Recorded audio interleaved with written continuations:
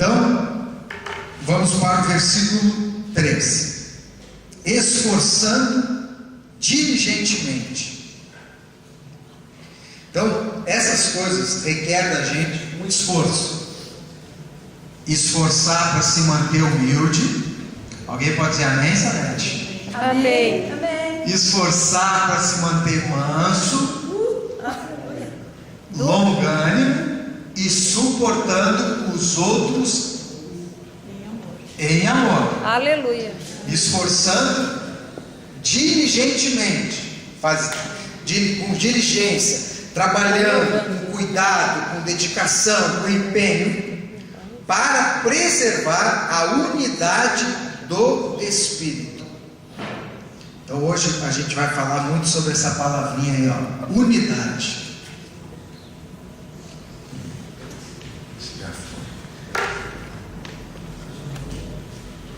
Unidade. Quando a gente fala em unidade, a gente diz assim na igreja: ó, nós temos que manter a unidade. Não é somente a nossa unidade física, nós estarmos aqui juntos e reunidos no mesmo lugar, mas é uma unidade que se dá no Espírito Santo. Então a nossa unidade não se dá somente de estarmos próximos uns aos outros, mas nós estarmos debaixo do mesmo Espírito. A nossa unidade é espiritual. Amém? Porque daqui a pouco eu estou próximo de você, mas no Espírito nós estamos. E não acontece isso de vez em quando, estamos até próximos, mas no Espírito a coisa não está legal. E quando a gente não tem unidade no Espírito, o que acontece? Acaba o vínculo da paz. O que nos vincula, nos prende, a unidade do Espírito mantém a paz. Quando quebra essa unidade do Espírito, perdemos a paz. Amém? Viu como uma coisa vai ficando prática? Mas como eu destaquei ali, ele está falando de unidade. Por que é unidade? Unidade vem do quê? Quando a gente fala unidade, De um.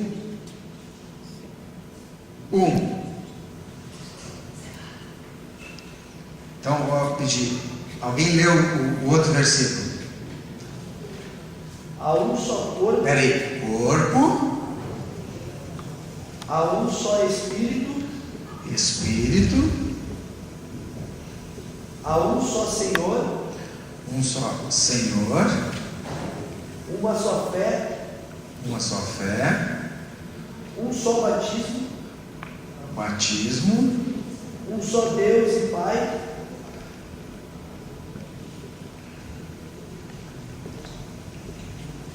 que é sobre tudo. Que é sobre todos, por todos e está em todos. E está em todos. Então, faltou numa esperança. Está aqui, né? Eu acho que é. Esperança. Numa esperança. É importante. A unidade que nós temos no Espírito é porque nós estamos todos debaixo de um. Então, quem é que tem unidade conosco? Quem tem essas mesmas coisas. Primeiro, um corpo. Que corpo é esse que nós temos o mesmo corpo? Que corpo é esse? A igreja. Então, quando eu falo igreja, eu estou falando da igreja brasa, da assembleia, da encontro de fé, da quadrangular, mas diz que é só um. Como é que é um corpo e tem tantas igrejas? Você lembra que outra vez eu falei aqui sobre a multiforme sabedoria de Deus? A igreja mostra a multiforme, são várias formas de mostrar o mesmo Deus. Então, um corpo quer dizer que existem as igrejas visíveis. A gente passa aqui na frente, é uma igreja, tem uma placa, passa no outro lugar, é outra igreja, é uma placa. Mas na verdade o que conta é aquela igreja invisível de qual todos nós fazemos parte. Aí não tem placa, aí não tem tempo, não tem nada. E essa igreja invisível, formada de muitos, é uma só. E Deus sabe quem é dessa igreja. Amém? Tem gente que pode ser da igreja visível, mas não é da invisível. E pode ter gente até que nem é de uma igreja assim, mas faz parte da igreja. É aquela igreja invisível que é o corpo de Cristo. Paulo está falando isso porque ele, se você acompanhar os outros cultos, ele está falando sobre os gentios, sobre os judeus, sobre os gregos.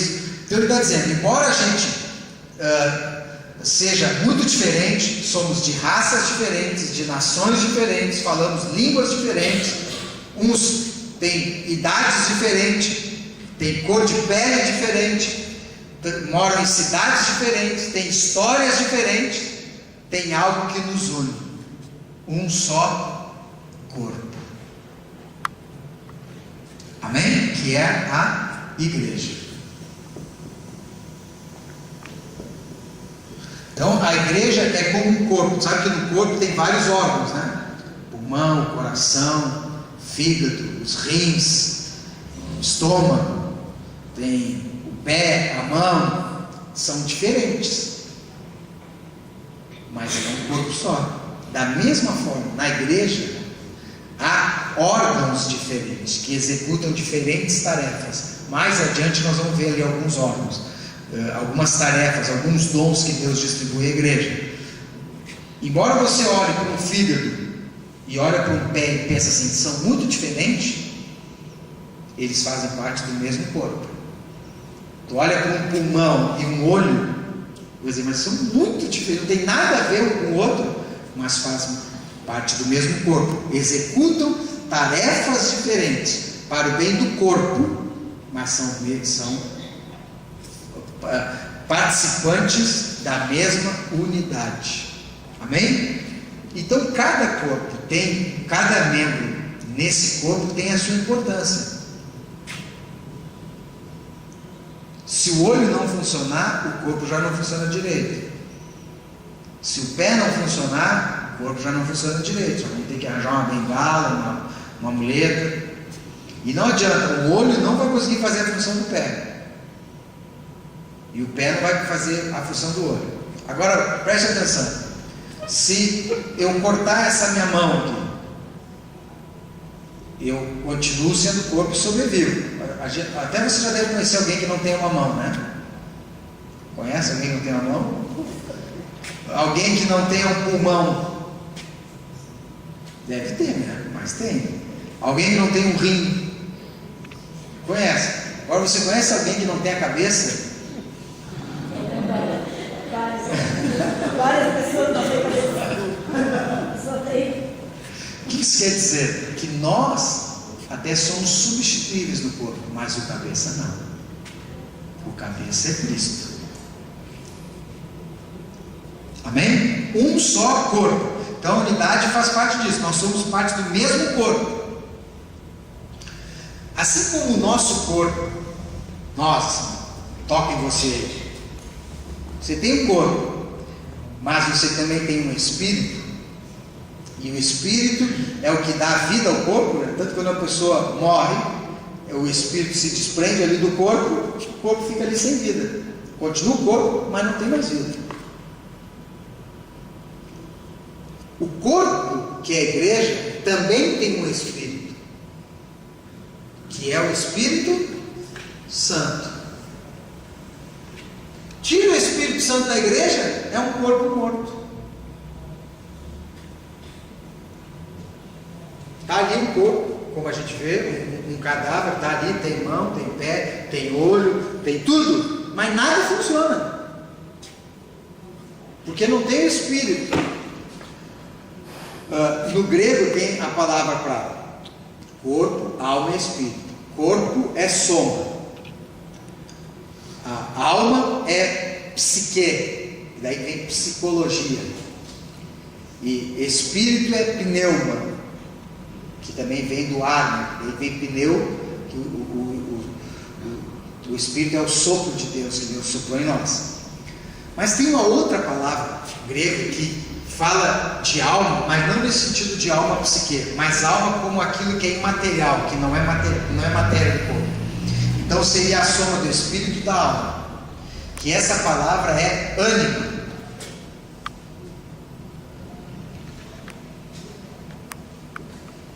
Ânima é o que dá vida ao corpo.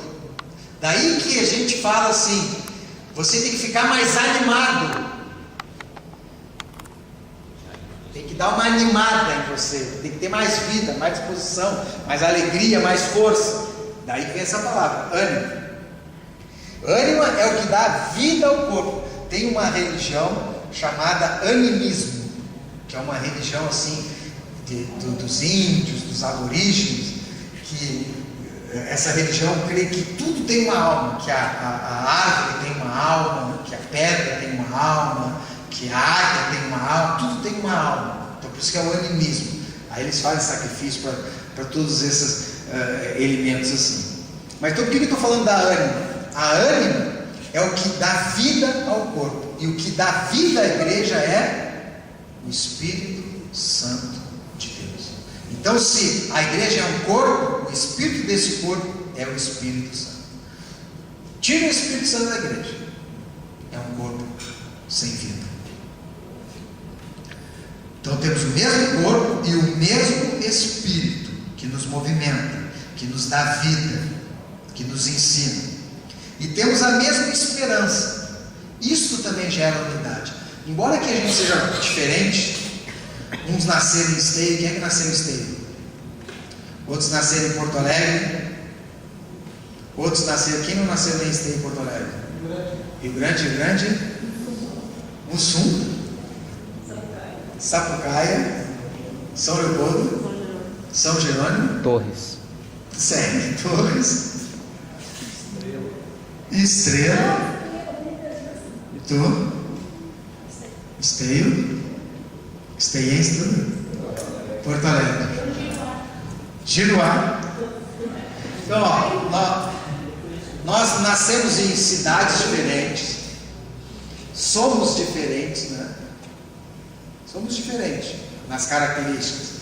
Uns já são mais sérios, outros já são mais extrovertidos, uns são mais tímidos, outros gostam de uma coisa, outros não gostam disso. Uns são homens, outros são mulheres, uns são casados, outros são solteiros, uns são pais, outros são avós. Somos diferentes, temos histórias diferentes. Uns vieram de uma família assim certinha, que funcionava, outros vieram de uma família desestruturada, uns sempre passaram muita dificuldade, outros já não. Somos muito diferentes, mas tem uma coisa que é igualzinho em mim e é igualzinho em você: a nossa esperança. Olha a nossa esperança: a eternidade, a salvação, a volta de Jesus. Um dia nós vamos estar com Deus. Nisso nós somos irmãos, porque a nossa vida nutre as mesmas esperanças. Embora a gente começou diferente, o nosso alvo é o mesmo. Por isso que a vida nos uniu. A gente começou diferente, um lá em Giruá, outro em Estrela, outro em Torres. Começamos diferente, mas a vida nos uniu porque a gente tem o mesmo alvo, a gente tem a mesma esperança. Então o que me faz ser irmão de você? Nós temos o mesmo Pai, mas também nós temos a mesma esperança, nós temos isso em comum. A esperança que tu tem para a tua vida e para a tua família é a mesma esperança que eu tenho para a minha vida e para a minha família. Nisso nós somos iguais, nós temos unidade. Então temos o mesmo corpo, um só corpo, a igreja invisível, o mesmo Espírito que anima, que dá vida à igreja, temos as mesmas esperanças e temos o mesmo Senhor. Olha aqui, ó, a Trindade. Ele fala de Espírito Santo e agora ele fala de Senhor. Que Senhor? Jesus.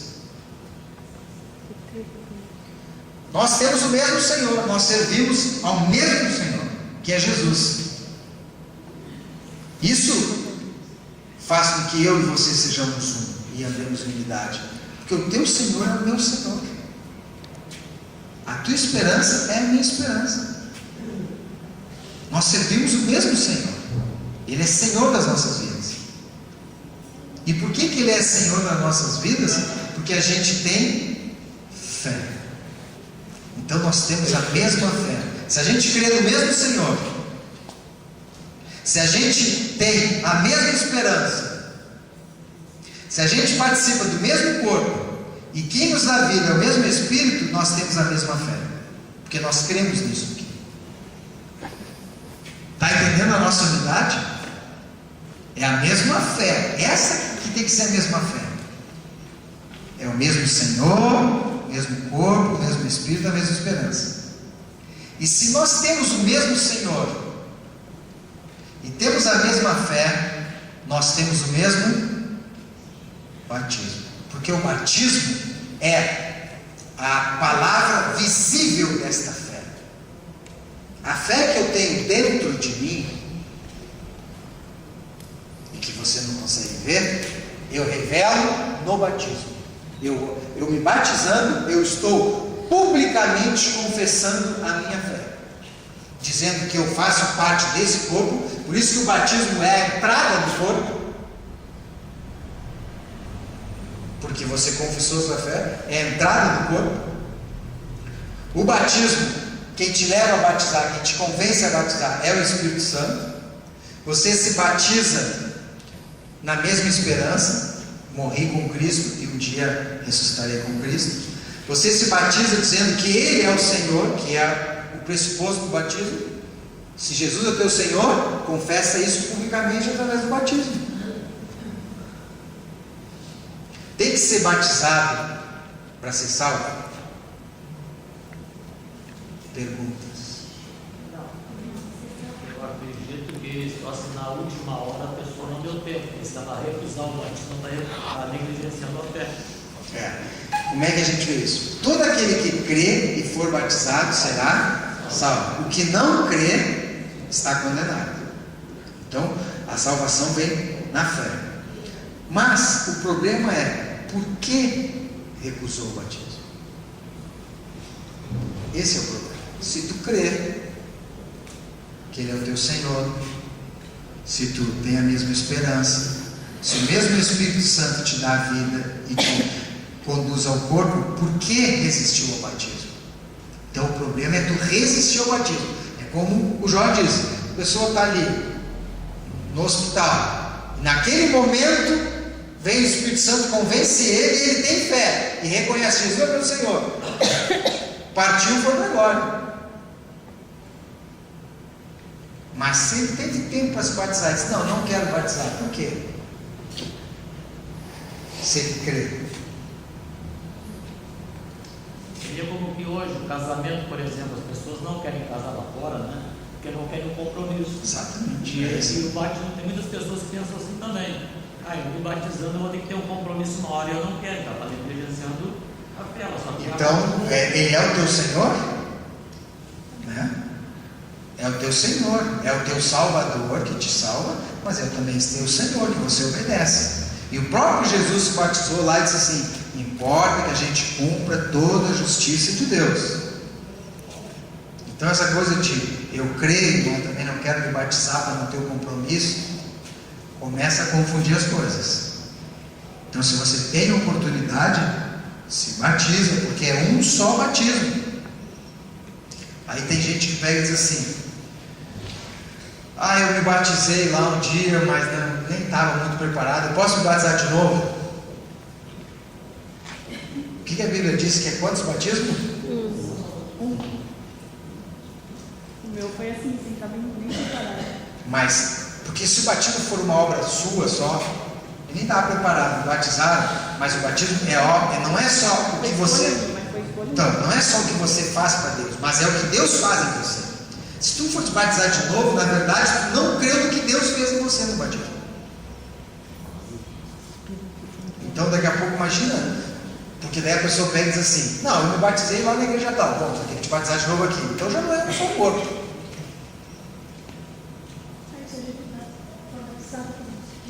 Eu também fui. É que a igreja católica é o seguinte: esse batismo é o batismo de confissão de fé. É o batismo, é a minha confissão pública da fé. Ele é o meu Senhor. Quando a gente foi batizado pequenininho ali, a gente não confessou nada, né? A gente não tinha entendimento. Então é semelhante quando a gente faz aqui uma consagração das crianças. A gente ora abençoando ela. E daí quando é que o católico confessa que Jesus é o Senhor? Na crisma. Na crisma. Que daí ele confirma o batismo.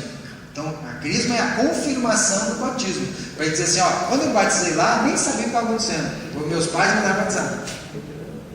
Também é confirmação. A primeira comunhão é quando tu te prepara para tu participar da Santa Ceia pela primeira vez. Entendeu? Então por isso que é a primeira comunhão.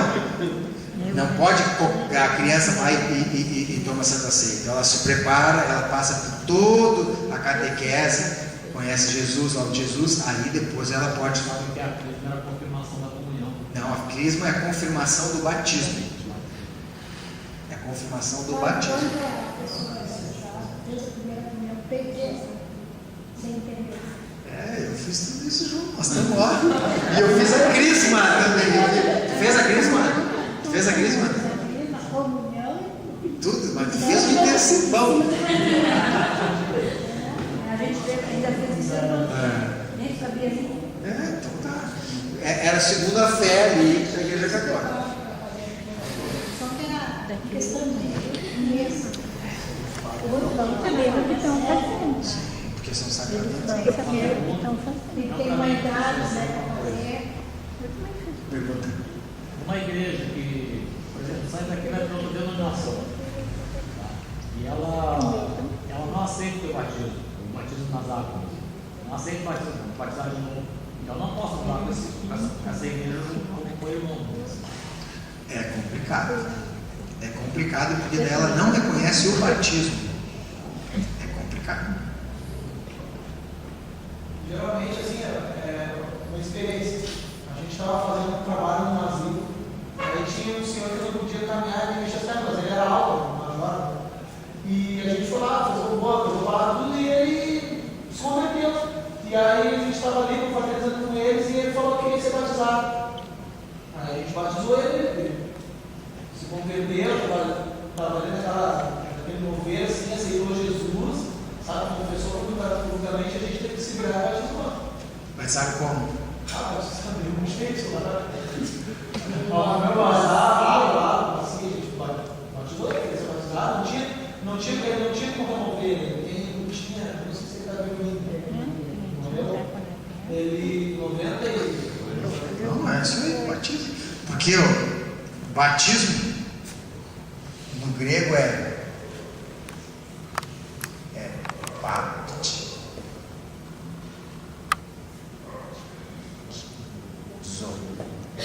Baptismo. Baptismo. Que quer dizer submergir. Por isso que os batistas, nós temos raiz batista, né? Batismo é submergir, é mergulhar. Já os presbiterianos é aspergir, é só jogar uma aguinha assim. Então a briga dos batistas com os presbiterianos é isso. Não, batismo tem que mergulhar. Não precisa mergulhar, só joga uma água já. E bota uma canequinha. Eu me lembro que o pastor Gessé, uma vez eu estava batizando com ele, e daí a gente batizou um senhor, e daí estava meio frio, tipo o batismo de certas pessoas aqui, sabe? É que já é para ir para a glória, cara, naquela hora. Esse nosso batismo melhorou, né? Mas aí nós estava batizando, aí foi batizar, e estava com frio, aquele senhor se segurou assim, aí batizou e só aqui, ó, a parte do tupete dele não entrou na água, assim. Aí o pastor José olhou bem e disse assim, não, tem que batizar tudo. Nós de novo, até molhar tudo, tem que ser toda a água. O batistão é assim, entendeu? Tem que molhar tudo, submergiu tudo. Então, por isso, batismo de submersão. Não tem uma falha, digamos, nas igrejas, assim, em geral, quanto ao batismo, que tem, a pessoa aceita Jesus, mas normalmente, não sei como funciona, né, mas chamar essas pessoas e explicar o que é o batismo. Porque normalmente a gente vê quem quer se batizar, nós teremos um batismo tal dia, mas fica meio, a pessoa fica meio a mercê da vontade dela. Sim. Muitas vezes porque não sabe o que é o batismo. Nem tanto o céu, nem tanto a terra. Qual é o requisito para a pessoa se batizar? Crer.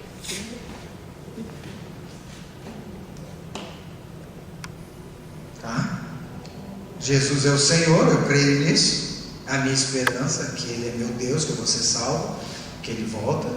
E isso, quem faz crer nisso é o Espírito. E essa é a maneira de eu entrar no corpo. Está aqui a explicação.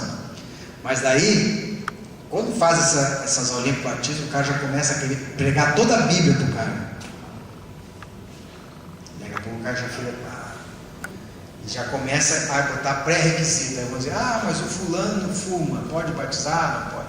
O ciclano gosta de beber cerveja, pode batizar? Não pode. O fulano tem um cabelo lá que não sei o que, pode. Aí já começou a botar coisa que primeiro você ganha a pessoa e depois Deus vai limpando ela. Entendeu? Depois Deus vai limpando. Agora, se foi lá conversar com o Jorge, ela se interessou por Jesus. E depois que precisava de câmera, ele foi lá te visitar. Não. Foi só aquela conversa que deu, né? Mas a criança achava que Jesus já tinha falado sem problema.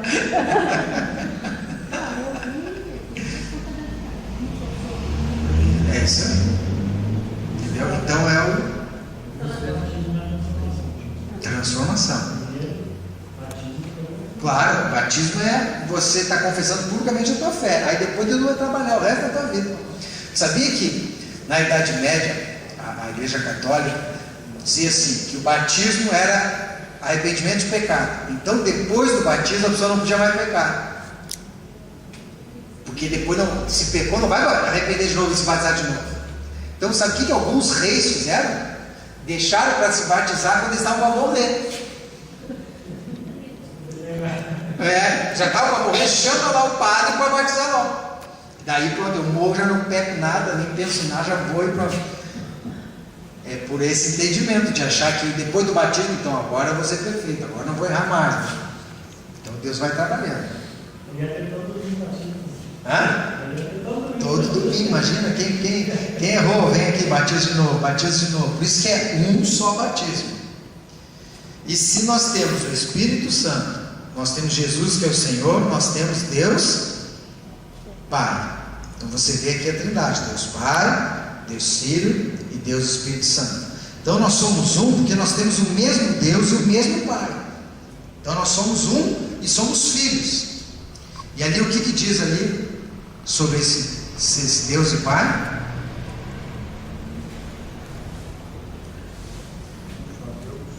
Que é sobre todos. Então ele é sobre todos. É Deus e abaixo de Deus todos nós. Então acima de Deus não está ninguém. Ele é sobre todos. Diabo, demônio. Não, Deus é sobre todos. Porque tem gente que pensa assim, que no mundo espiritual é Deus de um lado e diabo do outro. E os dois lutando. Não. O diabo está abaixo de Deus. O diabo está abaixo de Deus. Ninguém se separa. Ele é sobre todos e por meio de todos. Então, se ele está sobre todos, também ele age por nosso intermédio. Nós somos meios que Deus usa para agir. Então é o Deus e Pai que se manifesta por meio de todos. Então Deus usa você para se manifestar. E está em todos.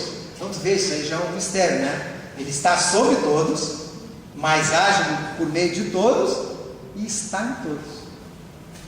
Por isso a nossa unidade. Porque nós temos o mesmo que está acima de nós, o mesmo que age através de nós e o mesmo que mora em nós através do Espírito. Esse batismo é um só. Um só. Os que ficaram para trás não vale nada. Os que ficaram. Quantos ficaram para trás? É como eu te disse, o batismo foi aquele que tu fez por livre e espontânea vontade. Entendeu? Então é esse que vale, o que você fez. Essa é a nossa fé. Não, por via das dúvidas tem outro lá, deixa eu lá também.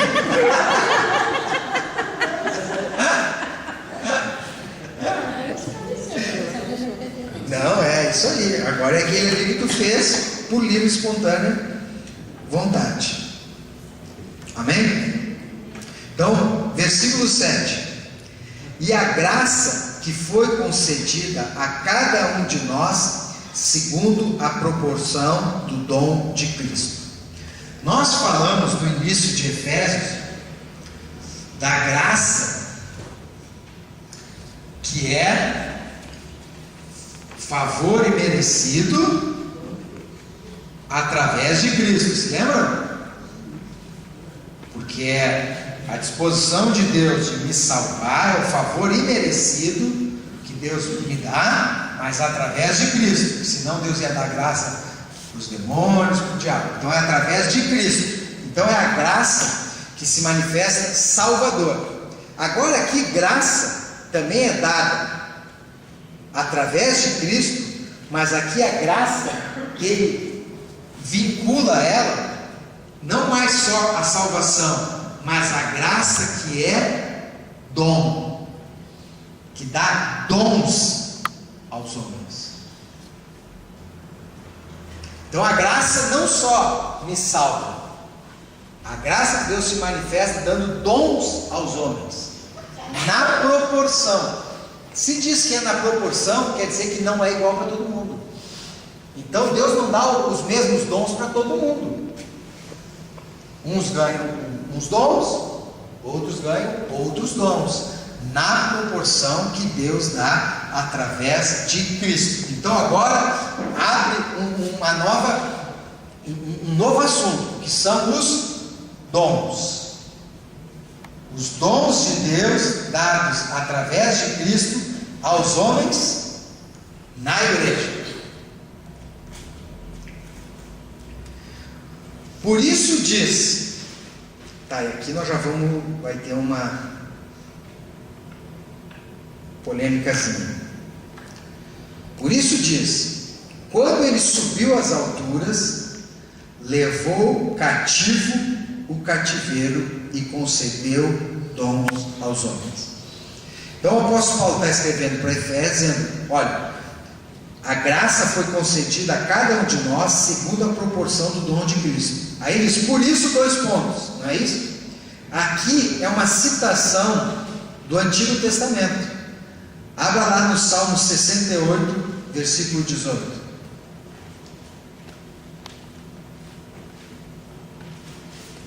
Que é de lá que ele tira essa passagem.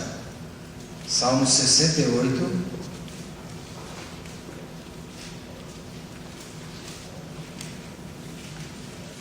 versículo 18.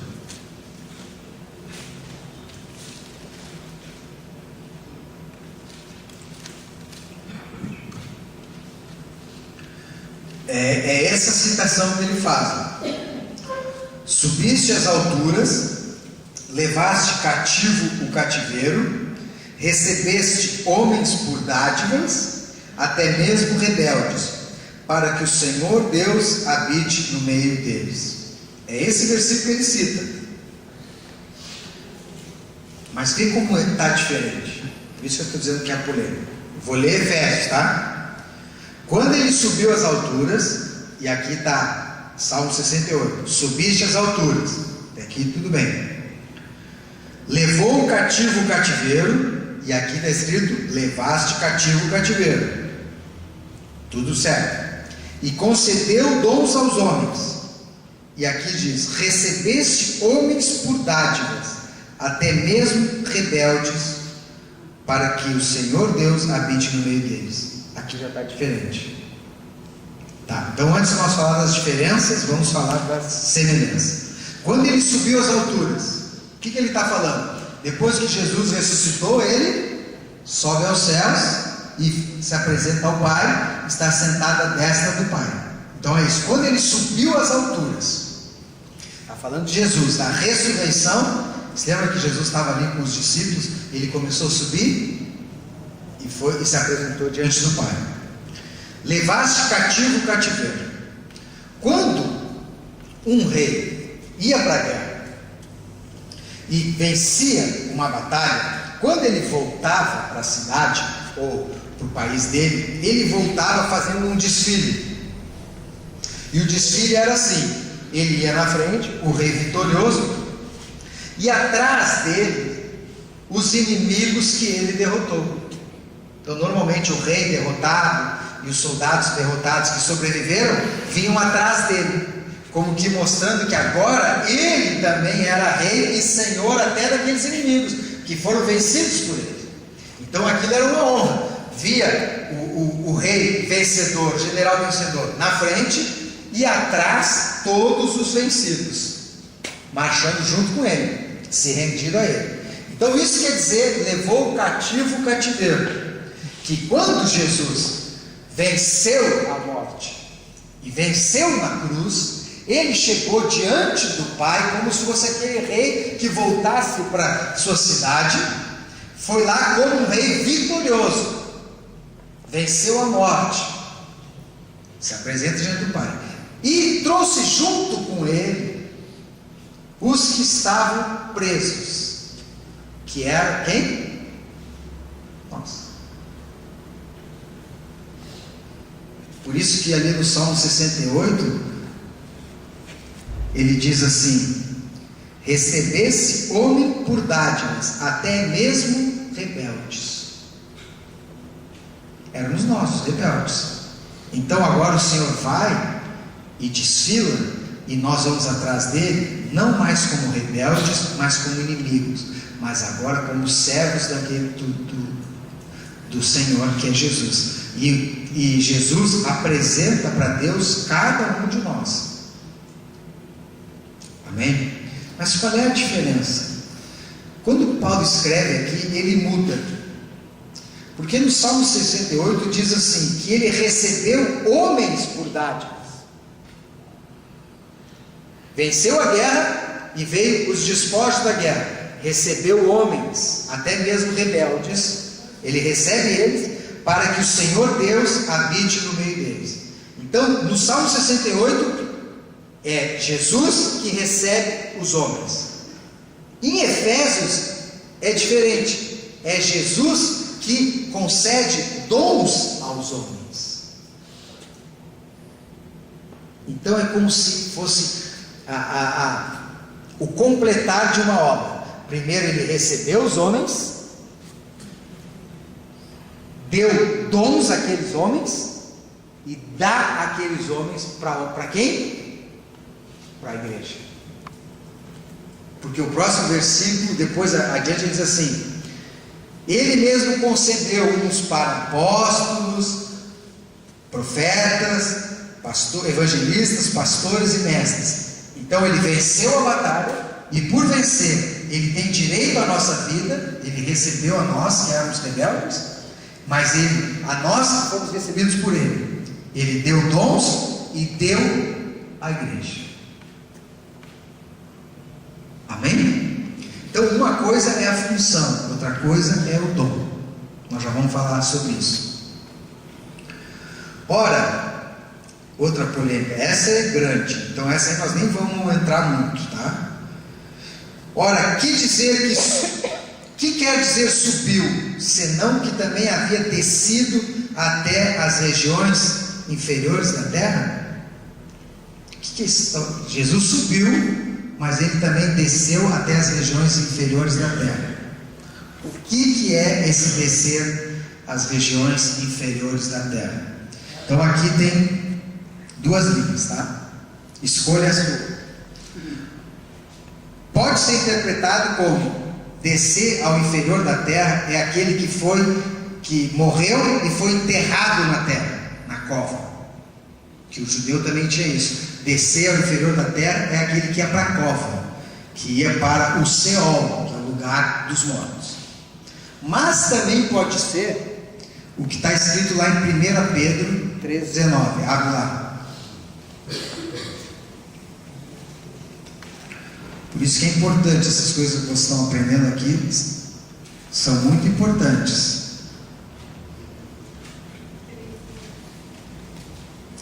1 Pedro 3, 18 e 19.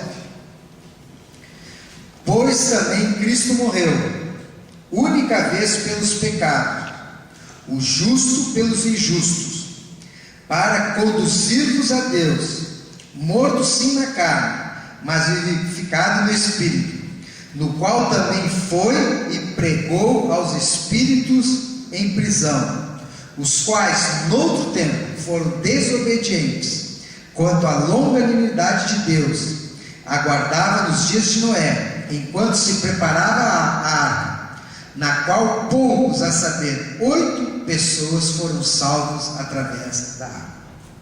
Pode ser que Paulo estava falando dessa descida aqui, que a Bíblia diz assim, vou dizer o que a Bíblia diz, tá? Que Jesus desceu, foi aos espíritos que estavam em prisão, aqueles que tinham sido rebeldes lá no tempo lá de Noé,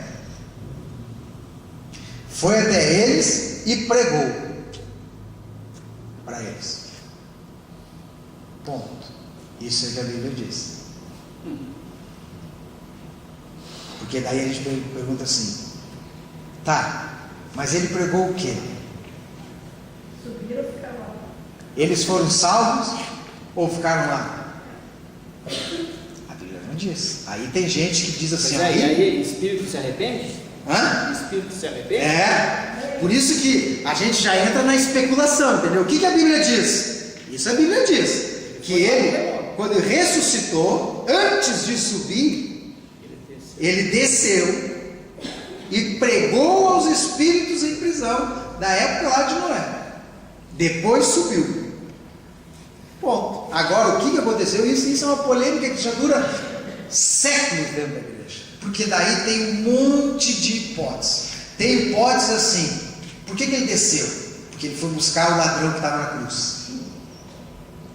Então ele foi lá, pregou e disse, esse era para estar aqui, mas não está aqui, por causa que ele reconheceu que era o Senhor. Ele pegou o ladrão e levou para o... Não, mas ele também não desceu lá para pegar a chave do inferno e da morte? Não sabemos se foi nesse momento. Diz que agora a chave dele tomou do diabo a chave do inferno. Da morte. Também é uma ideia. Que ele foi lá, pregou os espíritos e daí chegou para Satanás e disse assim, me dá essa chave que não é mais tua. Mas sabe que o diabo estava lá nos infernos? O diabo hoje não está nas regiões espirituais? Outros dizem que ele foi lá e pregou, e daí eles, porque eles não tinham ouvido falar de Jesus, então daí ele prega, e daí se converteram e foram para o céu. Não sei. Os celestiais que eles estão, os demônios atuam, eu sei. Mas ele é o príncipe desse mundo, porque o inferno não é o lugar onde Satanás reina, porque o inferno também é feito para o diabo como prisão, tanto que vai depois tudo junto, inferno, diabo, vai tudo para o lago de fogo. Lá em Jó, pergunto para Onde é que ele tu tá? andava, né? Passeando ao redor da terra. Satanás. Então, é por isso que eu digo, isso é muito polêmico. Então vamos falar o que a Bíblia diz. A Bíblia diz que antes de subir ele desceu, ele pregou lá para os espíritos, pronto. Se converteram, vamos saber lá para Aí tem uns que dizem que aquela pregação não foi pregação para salvação, foi pregação para anúncio. Aí é aquele salmo, ó morte, onde está a tua vitória? Ele só anunciou. Não sei. Isso é bem polêmico. Isso tem trabalhos e trabalhos sobre o que Jesus foi fazer lá. Tá bom ficar sabendo que vai chegar lá. Eu acho que ele não quis dizer, ele não quis dizer, então pronto. Então pode ser isso. Ou que antes de subir, desceu, queria dizer que ele morreu e foi enterrado, ou que essa descida que ele foi até lá onde estavam esses espíritos, né? Porque essa coisa do descer e do subir não é geograficamente, né? Porque antigamente as pessoas achavam que o inferno era dentro da terra Embaixo. né? E o céu era em cima da terra. São lugares espirituais. Ah, mas tem uma passagem também da Bíblia que fala, né, que em cima, né, que dá a dizer que o inferno seja abaixo. Porque isso é uma condição assim, de descrever situações de uma maneira. Tanto que eu pensei que ia dizer aquela que abre assim e cai os rebeldes ali dentro. Uma vez tinha até na internet que furaram lá e ouviram.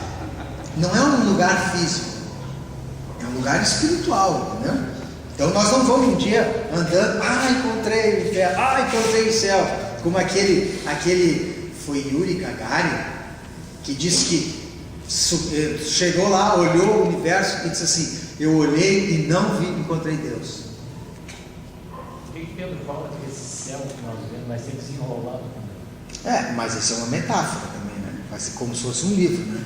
Porque para os judeus existiam 7 céus. 7 céus. Nós falamos.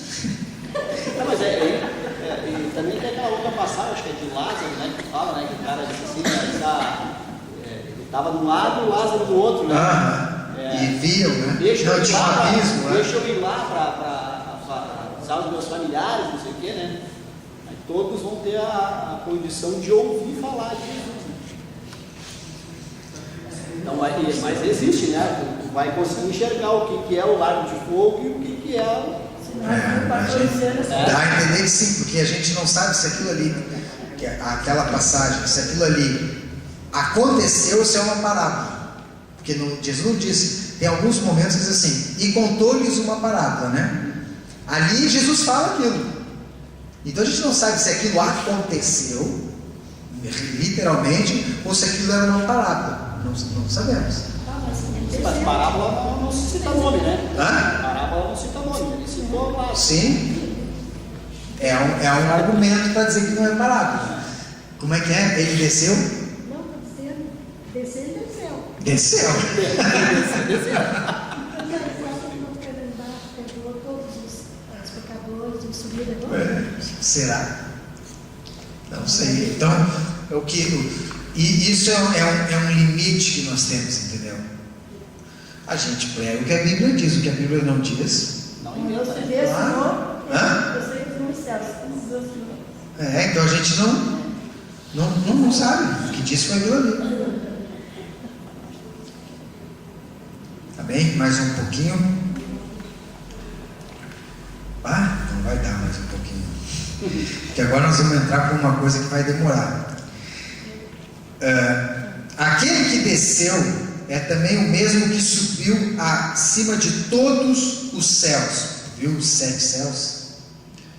Para encher todas as coisas. Então, como ele deu dons aos homens, então esses homens que ele dá dons, ele diz, ele mesmo concedeu uns para apóstolos, outros para profetas, outro para evangelistas e outro para pastores e mestres. Então não vamos falar de cada um aqui, vamos deixar para o próximo. Mas vamos falar o seguinte, que apóstolo, pastor, mestre, evangelista e profeta não é função, é dom. Até esse dom você exerce uma função, mas não é. Não dá para nós pegar e dizer assim, bom, nós temos uma igreja aqui, né? E a Bíblia diz que tem que ter apóstolo, profeta, mestre, pastor e evangelista. Então vai ser o seguinte, tu vai ser o apóstolo, tu vai ser o mestre, tu vai ser o evangelista. Porque quem é que dá? É Deus. Então a gente não escolhe apóstolo, a gente não escolhe mestre. A gente reconhece quem Deus escolheu. Tu entendeu? Qual é o trabalho da igreja? Reconhecer os que Deus está dando. Por isso que lá em Coríntios diz assim, buscar entre vós os melhores dons. Não é eu buscar assim, bom, eu quero, que bonita essa coisa de ser profeta, eu quero ser profeta. Não, você tem que reconhecer o que Deus te deu. E a igreja tem que reconhecer quem Deus deu para a igreja. Tem função, por exemplo, a gente escolhe. Bom, tem tesoureiro. Vai ser tu, Ah, agora não tem mais tempo, vai ser tu, pode ser outro, é uma função. Isso pode ser um, pode ser outro, até tem jeito de ser tesoureiro, ele tem mais jeito, gosta de trabalhar com nota, com dinheiro, então vai ser tesoureiro. Tá, mas ele acabou, pega outro, pega um outro. Todos nós podemos ser tesoureiro aqui, mas não é todos que podem ser pastor, não é todos que podem ser evangelista, não é todos que podem ser apóstolo, porque esse é Deus quem dá. Tu entende? Então não é ofício, é dom, é Deus que estabelece e Deus coloca e dá para a igreja. Então na igreja a gente reconhece, aquele ali tem um dom. Aí esse dom se exerce no ofício: apóstolo, pastores, mestres, evangelistas e profetas. Tem outros dons, né? Tem aqueles que presidem, depois tem os presbíteros, tem outros dons, mas aqui ele está falando desses 5 dons que Deus dá para os homens e esses homens Deus dá para a igreja. Amém? Então, quarta-feira que vem nós vamos falar de cada um: apóstolo, profeta, evangelista, pastores e mestres, até para vocês se descobrir, né? Eu estou bem na fita aqui, não posso falar. Pois é, né? Deus deu para a igreja e deu para ti ainda, né? Olha, cara, só para ti. Deu o bom e o pastor junto. Já passou? Que Tá coisa. grandona, então. Tá feito. Tu viu como Deus te ama?